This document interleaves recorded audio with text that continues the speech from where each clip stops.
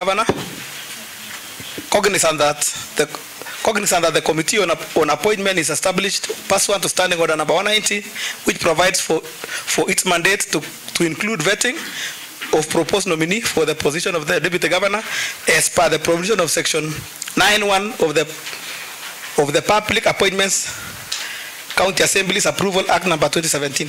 Aware that the Governor, Honorable Benjamin Cheboy, via a letter dated 13th October 2022, forwarded to the Speaker the name of Mr. Felix Kiblagat Mayo for vetting by the Select Committee on Appointment to subsequent consideration for approval by the County Assembly. Mr. Speaker, I beg to move a motion of approval of the nominee that was able to answer all the questions.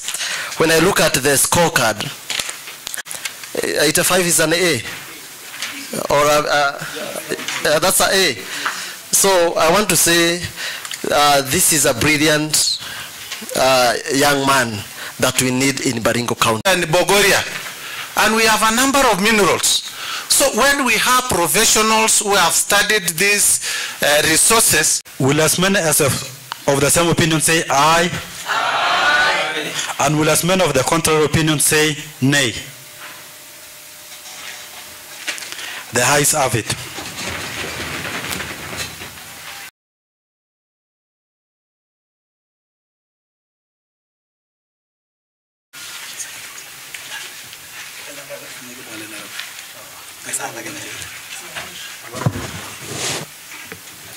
Debating the motion for approval of Felix Mayo Kiplagat as the Deputy Governor of Baringo County.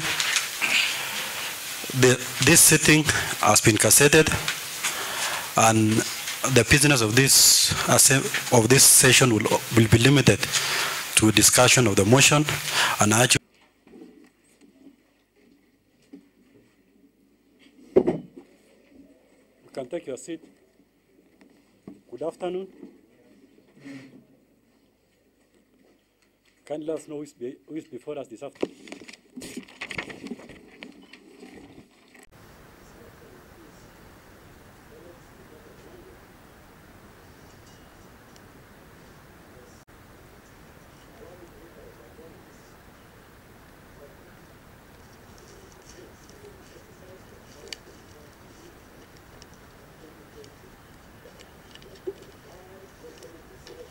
As a committee, we have presented a report, and I think members, in the short time, I hope that we have interacted with this report. The gentleman that we are presenting to the people of Baringo and that we subjected to the vetting is an able gentleman. And I want to agree that as a committee, even before we interacted with Felix, we asked ourselves as a committee, what is our function? Will we just approve because we must approve, or we have to do a thorough job? And among ourselves, we agreed that our job is to do a thorough job. And whether he is qualified or not qualified, we will subject it. And of course, other people are saying, no, if he doesn't qualify or something happens and we reject him, the whole Baringo will be up in arms because of the circumstances that this member came in. But some of us and some members felt, no, we have to do a thorough job anyway, even away from emotions. So I want to confirm to this house that in our consideration, Felix Mayo Kiplagat is qualified for the job of Deputy Governor. Not because there was a problem that occurred or is a son of the former late governor, but in his own right, he is qualified. And we are convinced that we have done a thorough job. Number two, Mr. Speaker, or in that qualification, this is a gentleman that went to Sajo High School and scored very well in high school.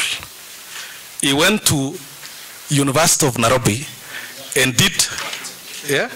He went to JKUAT University, JKUAT, Mr. Speaker, and studied a degree that I think some of us were knowing that degree for the first time, called mechatronic engineering. If we are having a deputy governor that is going to be, that has done oil and gas engineering, is it possible that as Baringo, he could use those skills to discover oil and gas in Baringo and help Baringo move forward? That is that for his qualification. Mr. Speaker, this young man has worked in various companies, including, Mr. Speaker, Talo Oil Company, the one that did oil exploration in Turkana.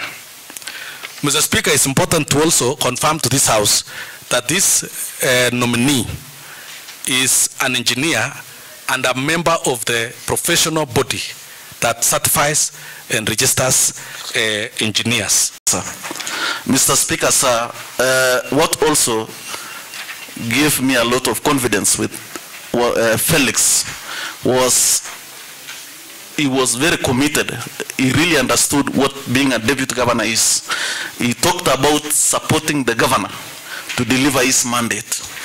Mr. Speaker, we asked him about the University of Baringo, and Felix was very clear in his mind that this is Baringo University, when in place, will create job opportunities. Mr. Speaker, sir, we have a candidate here also who has the advantage of age, Mr. Speaker.